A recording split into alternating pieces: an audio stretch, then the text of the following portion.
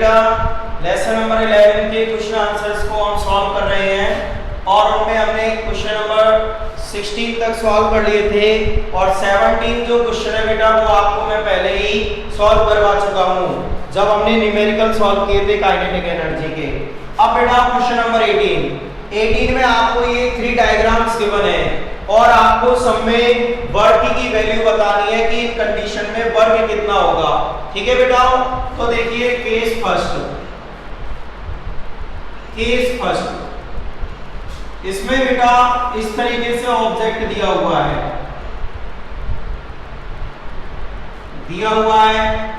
ये F दिया हुआ है, ये S दिया हुआ है। यदि मैं इसको आगे इंक्रीज करता हूं तो बेटा यहाँ पे कितनी डिग्री का एंगल बनेगा बताना, 90 डिग्री का। यानी F और S के बीच में कितना एंगल ड्रॉ हो रहा है, 90 का। और जब भी एंगल बनता है तो मैंने अभी एक न्यूमेरिकल में फॉर्मूला बताया था कि W का फॉर्मूला क्या हो जाएगा, Fs cos theta, F multiply S cos 90। तो बेटा cos 90 की वैल्यू कितनी होती है, 0 होती है। तो वर्ग कितना होगा बेटा, 0 होगा। कितना होगा, 0। अब आ जाइए केस सेकंड पर। केस सेकंड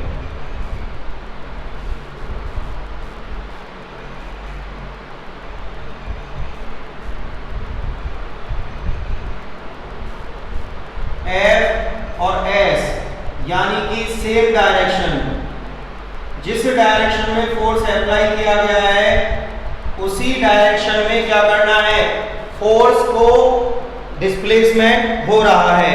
ठीक है बेटा, अगर उसी डायरेक्शन में हो तो W इक्वल टू क्या होता है, Fs cos थीटा। और सेम डायरेक्शन के लिए एंगल कितना ड्रॉ होता है बेटा, 0 डिग्री। तो देखिए Fs cos 0 degree equal to Fs cos 0 की वैल्यू होती है 1। तो बेटा क्या फॉर्मूला आ गया, Fs आ गया। यानी कि वर्ग कैसा आया बेटा, पॉजिटिव आया। कैसा आ गया, पॉजिटिव। अब केस थर्ड पे देखिए बेटा, केस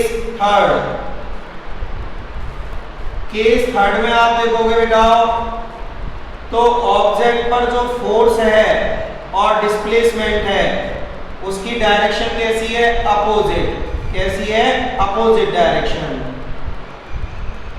अपोजिट डायरेक्शन। और अपोजिट डायरेक्शन के लिए थीटा कितना आता है बेटा, 180 डिग्री आता है। कितना आता है, 180 डिग्री। W का formula Fs cos theta, Fs cos theta की जगह क्या लिखेंगे, 180। और बेटा 180 की वैल्यू होती है -1। तो W कैसा आ गया, -Fs। इसका मतलब वर्ग कैसा होगा, नेगेटिव होगा। ठीक है बेटा, तो ये इनके आंसर होंगे। देखिए फर्स्ट कंडीशन में एंगल कितना बना था, 90। तो वर्ग कितना आ गया, 0। सेम डायरेक्शन में थीटा होता है 0 डिग्री, तो वर्ग कैसा आ गया, पॉजिटिव।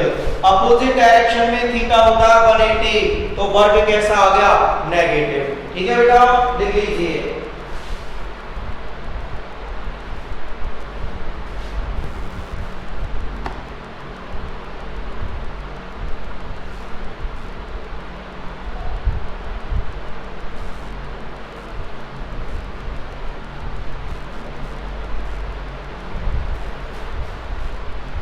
नेक्स्ट बेटा क्वेश्चन नंबर 19 रीड कीजिए आप। 19 में दिया हुआ है, सोनी कहता है the acceleration of an object could be 0। एक ऑब्जेक्ट का एक्सीलरेशन 0 हो सकता है जब इस पर एक साथ सेवरल फोर्स रिएक्ट करते हो। तो बेटा देखिए question number 19, when several forces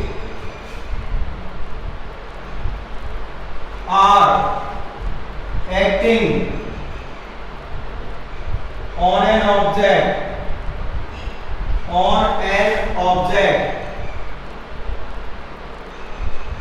the resultant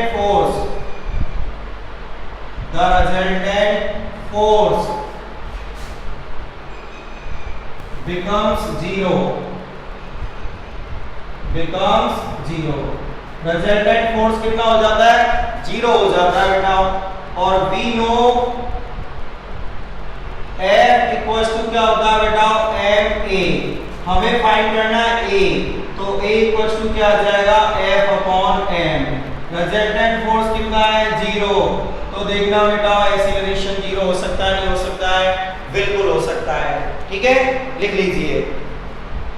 question number 20 बेटा मैं आपको सॉल्व करवा चुका हूं न्यूमेरिकल्स में पहले ही। अब लास्ट क्वेश्चन आता हमारा क्वेश्चन नंबर 21। तो देखिए बेटा, ए freely falling object eventually stops on reaching the ground. जब किसी ऑब्जेक्ट को ऊपर से गिराया जाता है तो वो ग्राउंड पर पहुंचकर क्या कर देता है, रुकना बंद कर देता, रुक जाता है। What happens to its kinetic energy, इसकी काइनेटिक एनर्जी का क्या होता है। तो देखिए बेटा, ये ऑब्जेक्ट है, जब इसको यहाँ पे आप फॉल करोगे, गिराओगे, तो इसकी जो काइनेटिक एनर्जी है वो बेटा किसमें आ जाएगी, जब ये गिरेगा तो साउंड करेगा, तो यहाँ पे कौन सी एनर्जी बनेगी, साउंड एनर्जी। और जब वो वेलोसिटी के साथ आएगा, जैसे ही वो टकराएगा तो उसमें क्या आ जाएगी, हीट। तो कौन सी एनर्जी बनेगी, हीट एनर्जी। तो kinetic energy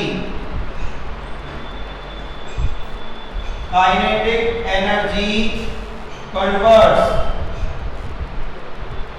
into sound and heat energy,